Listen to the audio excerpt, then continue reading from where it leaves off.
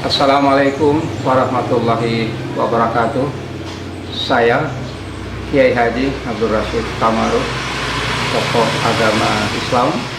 Telah banyak keberhasilan yang kita lakukan, khususnya oleh pihak kepolisian, lebih khusus lagi pada Polda Gorontalo yang sudah menyatu dan memperlihatkan prestasi yang cukup gemilang, membanggakan bagi seluruh masyarakat Indonesia, khususnya rakyat Hulu Ndalu.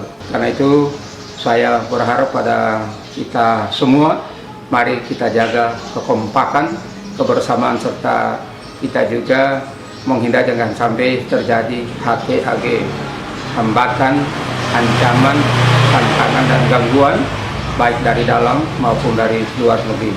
Terima kasih. Mudah-mudahan Allah Subhanahu wa Ta'ala akan memberkahi bangsa dan negara kita ini, akan memberkahi seluruh jajaran kepolisian di seluruh wilayah Republik Indonesia sampai dengan seluruh lapisan bawah. Terima kasih. Allahumma wafiq ila aqwamit thariq. Assalamualaikum warahmatullahi wabarakatuh.